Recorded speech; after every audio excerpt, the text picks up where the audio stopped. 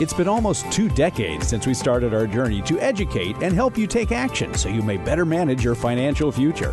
Our goal is to help you accomplish your life's purpose. This podcast reveals financial tips, strategies, and insights that will help you to set your financial goals and guide you along the way. This is Managing Your Financial Future, brought to you by the advisors at Lucia Capital Group. It is Managing Your Financial Future, doing our best to help you out. Johnny Dean, podcast host, moderator. I try to keep this guy moderate, although that's tough. Professor Plum, certified financial planner, professional. Welcome. Thank you. Welcome.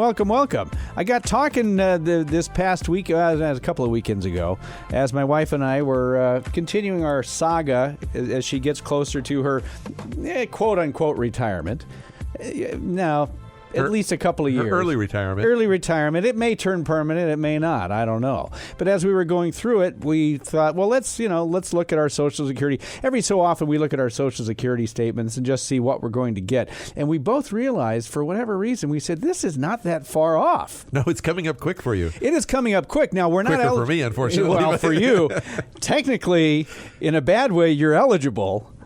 But we're not going to go there. We're not letting anybody pass away yet. No, not yet. But that's what I am eligible if I were a widower. If you're a widower, yeah. But we're not going there. That's not going to happen. We're not wishing that. And it's not going to happen. But oddly enough, I'd like to talk a little bit about that. As my wife and I were saying, we said, my goodness, I mean, she's about 4.5 years away from becoming eligible, whether she's working or not, notwithstanding. And I'm, 4.5, 5 years away from becoming eligible. And it's now getting to the point where we're going to have to start making certain Social Security decisions. I don't have to do it yet, and neither one of us plans on taking it at age 62, although there may be a reason to do so. There could be, and it depends on how long either of you might last. Well, and that's the point here. And so what I wanted to do was have you go over this. We oftentimes like to debunk, if that's the correct word, conventional wisdom that has to do with Social Security. And there's one that's out there that makes sense in some respects, but doesn't always make sense. And that is the notion that I read all the time, that they say you should always wait to take your Social Security. The longer you wait, every month it gets a little bit bigger. So at least until age 70. If you wait to take it as long as you can, which is currently age 70, then why would you not want to take the much larger benefit? And Professor, there is a big difference between the earliest you can take your retirement benefits at age 62. Right. 62 is a very reduced benefit depending upon when your full retirement age is. Well, especially for guys like you and me. It's reduced by 30% from our full retirement age. But if we wait until age 70, it's increased by 24% for waiting. So there's a fairly large differential between age 62 and age 70. Now, if you're working and you're under full retirement age, you're not going to get it anyway. No, but it has a lot to do with it. They say never take it until 70. And so the idea is if you are single and you wait till 70, that's the biggest benefit you're going to get. And it's the only one you're eligible for because you've been single your entire life. Mm-hmm. And so you could make a case that says, you know what? You're either going to be very happy with your decision because you're going to live a long time, or you're not going to live a long time and you're not going to care that you took it. You left some money on the table, so to speak. It won't matter because, as near as I can tell, you can't take it with you. We've not found anybody yet that can. So it has to do with how long your life expectancy is, how long you live. If you are going to make it into your mid to late 80s, from a purely financial standpoint, it can make some sense to wait to take your benefit. You mentioned single. Right, single. And there's going to be we're going to differentiate between the two, but I wanted to emphasize that point. On a single individual, it makes sense. The break even is the owner's age, about age 83, 84, depending upon certain variables that you want to plug into the calculation. So if it's only 83, 84, and I make it to 83, 84, that's kind of a push. And if that's the case, I'm going to lean towards, I want the money now. Yeah. But if I think I'm going to live longer than that as a single individual, I may default back to the wait until age 70 to start taking my Social Security, because it provides a much bigger benefit. And over time, even though I gave up some income early before age 70, I've made up for it by getting a much larger benefit going forward. but I got to live long enough. Now, this is a single individual, and it has to do with how long is that individual going to live. The terminology changes slightly when we talk about a married couple, because now it's not how long will that specific individual live. It's how long will that benefit continue to be paid. Because in many cases, the benefit will continue to be paid even though the original owner died, but they leave it to a surviving spouse that continues to live. So how long will that benefit continue? If you have poor health history on both sides, and you don't expect either one of you to live, then take it early. Take it when you can get it. If you expect one of you to live a long time, then we've got to look at, okay, who's older, who has the higher benefit, who's got the lower benefit by default, and let's work and make some assumptions here on what is the best use of the money. This is because of what's called the survivor benefit that we sort of alluded to, and now we're talking about. The survivor benefit, there's also some confusion regarding that I've found, which is that people who think, well, I have my Social Security benefit, my spouse has their Social Security benefit. If my spouse dies, I continue to get mine, and I continue to get my spouse's. You don't get the full amount of both. Let's explain very quickly how the widows or survivor benefit works. This won't be exact because the technical parts are a little bit, but basically, if you're past full retirement age, both of you are past full retirement age and receiving your benefits, and one of you passes away, the larger of the two benefits will continue. And so if one's getting $1,500 and one's getting $2,000, when one of them passes away, regardless of who had the $1,500 benefit, you basically stop getting that. So the lower benefit, when one of them passes away, one of the benefits will go away. It will always be the lower benefit that goes away. Assuming you're both full retirement age or older. Yeah. There's some differences on when you apply, and there's some gamesmanship here for under full retirement age and when you apply and do things. But yes, that's in reality, let's say that the $1,500 person is not the one who died. The $2,000 person is the one who died. The $1,500 benefit will continue to be paid, and the widow's benefit is $500 in this case to bring them up to the $2,000 number. So that's the technicality issue.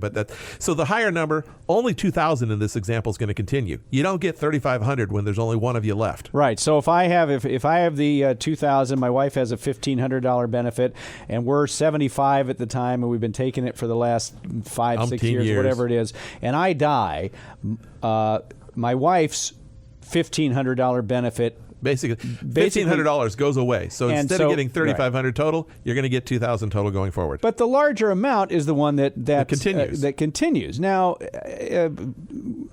and this matters. It comes into play a lot because it's rare that people are very close to the same age. I mean, it happens from time to time where they're the same age, but most of the time spouses, there's a couple of years difference. And the larger the difference in the spousal ages, the more dramatic the difference can be is when you want to take something or don't want to take a benefit. Do you want to take one early or not? And even if the younger person has a reasonable sized benefit, they may want to take it early instead of waiting until age 70, because the widow's benefit is the one that's going to continue. So the old person, when they pass away, they may make it to 75, or they may make it to 80, which isn't old enough to really delay until 70. But at that point, their widow is only 70, and they're going to continue to get that same benefit for a long time. So how long will that benefit continue? You were said before we came on the air here that you were talking to somebody today with this very situation. Yeah, what was that one? They're 10 years apart in age. In this case, the husband was 70 years old. The spouse is 60 years old. They're looking at, okay, she's going to be 62 in a little bit. She's getting ready to retire now anyway. Are we looking to take her benefit at age 62, or should we wait? Because she's got some good longevity in her genes. Her grandparents did really well. Her parents are really healthy now. They're in their mid 80s, maybe late 80s, but they're healthy. So she expects to live quite a while. Her husband is already receiving. He just started receiving his age 70 benefit. So he waited until age 70. Right. And it really doesn't matter whether he started at age 70, at 66, or whatever. His benefit is larger than her full retirement age benefit. It's not quite as large as her age 70 benefit. So if she waited all the way to 70, her benefit might be a little larger. But when we do the math, the break-even age is both of them have to live as a long way out there. In order for them, in order for it to make sense for her to wait till age 70. Right. Because if he dies at 90, she's only 80. Now, if he dies, at 80, she's 70. That benefit's she's just now getting to age 70. So she's given up everything that she could have gotten for those first 8 years to get a slightly higher benefit on her own from what she would have gotten from the survivor. So is the husband's benefit not that much larger than? It's a little less than her age 70 benefit. Yes. Okay. I mean, it's so she could go without benefits for 8 years. And then if he dies, or when he dies, if he dies before her, she'll continue with her slightly larger age 70 benefit rather than the widow's benefit. Or she can get all of her benefit, even though it's a reduced benefit, for 8 years. And then when he passes away, she'll get a step up to his benefit, which is slightly less than what she would have received at age 70. Yeah. So what she'd be missing out on by not taking it early is 8 years of payments, right, or whatever it is. It takes a long, long time for her age 70 benefit and for him to continue being alive to make up for that number. And so it just doesn't make sense for her to wait. So your recommendation for this individual was? Unless she feels like she's going to go back to work, take hers when she can get it at age 62. Isn't that interesting? Now though she has longevity, he has a decent health. I mean, he's expecting mid 80s anyway, but it's just a matter of his benefit. Even if he died at age 85, she's only 75, and so his benefit, if she dies at 95, at 90, it's like he got his benefit until age 100. Because his benefit makes continues. Sense to wait for his benefit. Yeah, see, so here you have an example of exactly what we're talking about.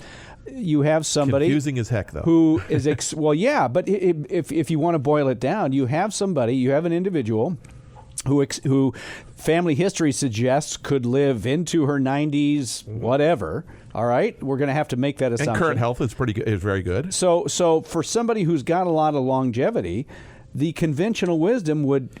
Somebody who didn't know her situation would walk up to her and say, "Boy, you got a lot. You should wait till 70. You should wait till 70." But you've just proven that in this case, it makes sense for her to start taking it at age 62, even though it's reduced. Right, because let's say her benefit's $1,500 and his benefit's $2,500, but she would have gone up to $2,600 at age 70. Those are just roundabout numbers.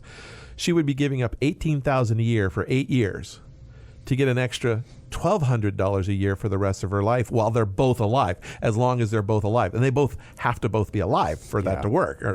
Well, that's $150,000 or so that they'd be giving up. And you got to make it up.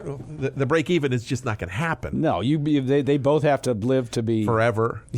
Pretty much. So we've got to be careful then when we make Social Security decisions without considering all of the factors that are involved. Just again, to hammer this point home, following conventional advice, this woman that you talked to today, with conventional advice says, wait. But your advice says take it as soon as you can. In her circumstances, yes, I do say take it early. So from a purely financial standpoint, it still makes sense in her case to take it early. It did make sense for him to wait because she was working up until now. They didn't need the income, and it worked out very well. And, hey, maybe they both lived to be 127. Now, they're not going to call me at that time and complain because I won't be here. I'm not going to make it that long. You'll have been 40-plus years under the sod, if not more. Yes. They can complain to your heirs. It's just not going to happen. No. And these are the kinds of things that I think an advisor like you, Professor Plum, who knows how to run the calculator and knows a little something about math, can really add some value to somebody. They could see, and it sounds odd, but when it's explained in simple terms like that, I imagine that this woman agreed and her husband agreed that she should take it early. And she liked the idea of taking it early. She goes, A, it makes me feel good. B, it makes financial sense. So I got both of those going for me. Well, it does. Now, do you find that there are a lot of people out there who I've read statistics that more people take it at age 62 or 63. They take it as early as they can get it. They take it as early as they can get it for whatever reasons. Usually it's because they want the money now. They have a check coming to them. Right. And they've retired. And the other side is if they started at 62, they get used to the budget. They're used to their retirement. By the time the break-even age comes around, age 83, 84, and they, they're not going to remember that they made that decision. They're not going to care about it. They're just so used to their budget by that time, it doesn't matter. So I can see there's a financial side, as most financial planning issues involve. There's a financial side to it, and there's an emotional side. And the emotional side for a lot of people is, you know what? I'd rather have the money now while I'm healthy, and I want that extra cash flow. And if I have to, I'll cut back when I'm 90. There are people that part of that other conventional wisdom too, Professor Plum, says that if you don't think you're going to live a long time, well, then it makes sense to take it early. And by don't think you're going to live a long time, I mean if you don't think you're going to live maybe into your mid-80s, 70s, early 80s, mid-80s, if you're suspecting. Now, you've brought up in the past, I think even on this podcast, that with you and your wife, you expect your wife to outlive me. A long time. Outlive you by a long time. I expect her to be similar to this lady we were just talking about. I expect her to live well into her 90s. Right. Now, she does too, by the way. Now, if that's the case, and if you would be happy at, Well, I expect normal-ish, mid 80s, maybe early 80s. I don't know. Who knows? I don't expect 90s plus for me. That's just, I haven't taken care of myself well enough for that. Now, you've fallen off a couple of motorcycles, that I know. Other things too. And bikes and dune buggies and whatever else you've done. Just other, Of course. I'm an accident sometimes waiting to happen, but that's beside the point. No, that is beside the point. But it is part of the point because your benefit is... Even if my life expectancy was mid-70s, my benefit is significantly larger than my wife's projected benefit at retirement ages or whatever. And so my benefit is the one that's going to continue. So how long will it's not a matter of how long I last. Again. It's a matter of how long will my benefit last. And my benefit will be the one that's paid for as long as either I or my spouse are alive. Now, your wife is 2 years younger than me. 2 years younger. So you're somewhat close in age. But in your case, here we go again, it would make sense, and correct me if I'm wrong, I'm waiting until 70. To wait until age 70, even if you somehow kicked off at age 73 or 74. Now, I had to change my plan 6-7 years ago when they took away the ability to take a restricted application. But yes, I still plan on waiting until age 70 to take my benefit. And you do this because I want to be able to provide her with the largest amount of direct guaranteed income for the rest of her life from Social Security that I can do for her. And because there's a big difference in your benefits, it won't. When you have two spouses who have fairly equal benefits, well, when one of them passes away, a fairly good size of their income goes away. They lose a good chunk of that. Right. And in our case, it's a much bigger disparity. So when I pass away, most likely first, the drop in revenue to the household won't be as dramatic as somebody who had similar benefits. Yeah. So if you had somebody who's getting, let's say, you got two people making $2,500 a month in benefits. You got $5,000 a month coming from Social Security. One of them passes away. Half that income goes away. Yes, but if you have one person who's been waited till 70, they're getting $3,000, let's say $3,000. The other one's only getting $1,000. You're getting $4,000 total. One of them passes away. $1,000 goes away. A 25% drop in income, rather than a 50% drop in income. Right. And in both of these instances that we've talked about, following the conventional wisdom of, always wait, or if you're not going to live that long, always take it early. Really, you can be burned by following that conventional wisdom. That conventional wisdom is based on a single individual. Single that's never had any ability to have a spousal or survivor benefit, and it's not always wrong for a single individual. When it comes to married couples, it can be very wrong. And conventional wisdom becomes conventional wisdom because in certain instances like the single individual, it can make sense and probably does make sense to follow, and B, because when people follow what everybody else is doing, I think it's just a lot easier. Right. They don't have to run the numbers. They don't have to really give some thought to it. And not giving thought is what a lot of people, they don't think about retirement until, hey, I'm 65. It's time for me to retire. Where's my income going to come from? Well, and then they look at their 401k, and hopefully they've been doing it. They're pleasantly surprised by how much their 401k is. Other times they're like, wow, I wish I would have done that 401k earlier or done some savings. How do you plan for somebody who's got, let's say you have two spouses who are making $2,500 Social Security, $5,000, and they know one of them. I mean, one of them is going to go. It's uncommon that they both go at the same time or very close. Usually, there's a survivor for at least a while. You're probably going to have a survivor for a while, especially maybe you know that one of them isn't quite as healthy and will probably likely go before the other one. How do you plan? What do you do for that? Because if somebody doesn't have much in pensions and they rely more heavily on Social Security for their retirement income, the prospect of losing half of that Social Security can be really scary. What do you do to plan for that? It depends, because of that income coming in from Social Security, how much of that what does that represent in the total budget? Is it the total Social Security half the budget, smaller than half the budget, or is it the majority of the budget? And what other assets do they have? And so the idea is, instead of taking 4%, because that's the rule, right? You got to take 4. Maybe take a little less while you're young. You take 2 or 3%, letting the portfolio grow so that you can provide a larger nest egg of assets for the survivor, and then knowing which ones to let grow. We've talked about that. That can be a big difference too, because not only does the income go down when one person passes away in a married couple, but the tax brackets, while they're still 10, 12, 22, 24, the amount of money you can have in the 10% bracket, the 12% bracket, is half of what it was before. Yeah, so their expenses could potentially go up. Because of taxes. Because taxes go up. Because of the tax Income goes down, taxes go up. That's not a very good recipe.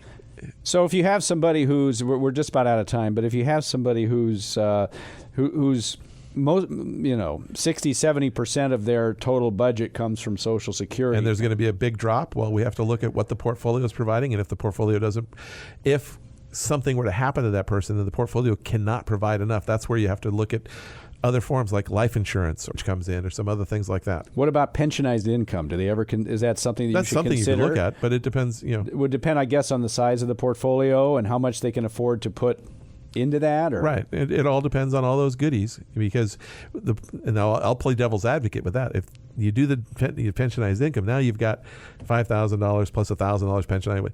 Well, now you're used to spending that, so it becomes part of the budget, and I'm still losing a big chunk. That is part of the deal. That just continues on, which is fine, great, and it's a great thing. So now I've got $3,500 guaranteed instead of where I was getting $6,000 before in our example, but I still need more. Yeah, it's a dilemma, but as in most things, I think financial planning, Professor, there's answers. There are avenues that you can take. Right. I think it's rare, if ever, that you would tell. I mean, somebody would. A lot of people think, well, all is lost you better not go before me. All is not lost, but it may take some changes in your lifestyle. It may take some changes in your goal if you wait too long. If you're, 69 years old, you've never done any planning, and now you're thinking about, I want to retire, and my Social Security is going to be X, but I need 2X, 3X, and I haven't really saved anything up till now. Well, now it's kind of late to do anything about it. The time to do something about it is when you have some time to actually make a difference. Start savings. I was speaking with a friend of mine over the weekend. He's getting ready to retire. He has a small pension, and he works in the grocery industry, and he works with a lot of younger people, a lot of even middle-aged people, but they are still paycheck to paycheck. Mm-hmm. And my friend's going to retire pretty well because he started doing his IRAs when he was 16 and got the job originally in 1975. And so he started doing IRAs, and he's been doing those. Every once in a while he's had a 401k, but not always. But he's always took advantage of the systematic savings, paying yourself first. And people are asking him, because he's only 61 and he's getting ready to retire. They're saying, how can you afford to retire? Because the pension's not all that great. I mean, it's nice to have, but you can't live on it. Yeah, he's going, well, because I started saving. And he's been telling these people, you need to save, even if it's only $25 a paycheck. Start saving. The earlier you start, the easier it is to have options at the end. And of course, you and I have been, diligently saving. We were diligently saving it at age 16, weren't we, Rick? Oh, I was not diligently saving at 16. Neither was I, come to think of it. I was trying to find a way to live. I mean, life does get in the way. If you want to talk more about this stuff, Social Security strategies, we talk about pensionized income. We talk about making your money last as long as you do. As we said, there are avenues. There are ways that you can work around certain things. It's always good to talk to somebody who can run the numbers, like Professor Plum. 800-644-1150. I want to give the number. I should have done that earlier. The number at Lucia Capital Group, 800-644-1150. You can talk to Professor Plum or any of the Lucia Capital Group advisors. Professor, you oversee all the plans. You are the Chief Financial Planning Officer. Well, it is fun for you. I know you enjoy it. I've said this many times, but it's a puzzle that you enjoy working on. Yeah. And I'm not a big crossword guy, but I love the puzzle of the taxes and the pensions and the options and working the allocation to make sure in the different asset locations.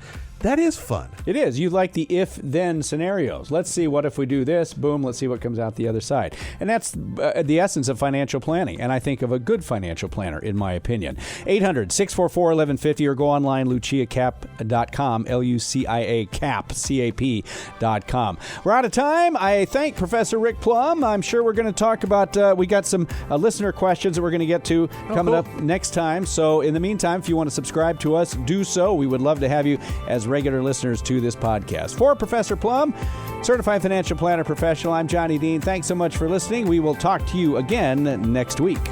The information provided should not be considered specific tax, legal, or investment advice and is not specific to any individual's personal circumstances. To the extent that this material concerns tax matters, it is not intended or written to be used and cannot be used by a taxpayer for the purpose of avoiding penalties that may be imposed by law. Each taxpayer should seek independent advice from a tax professional based on his or her individual circumstances. Different types of investments and/or investment strategies involve varying levels of risk, and there can be no assurance that any specific investment or investment strategy, including the investments purchased and/or investment strategies devised by LCG, will either be suitable or profitable for a client's or prospective client's portfolio. Thus, investments may result in a loss of principal. Accordingly, no client or prospective client should assume that the presentation or any component thereof serves as the receipt of or a substitute for personalized advice from LCG or from any other investment professional. You should always seek counsel of the appropriate advisor prior to making any investment decision. All investments are subject to risk, including the loss of principal. This material was gathered from sources believed to be reliable. However, its accuracy cannot be guaranteed. These materials are provided for general information and educational purposes based upon publicly available information from sources believed to be reliable. We cannot assure the accuracy or completeness of these materials. The information in these materials may change at any time and without notice. The information provided is based on current laws, which are subject to change at any time.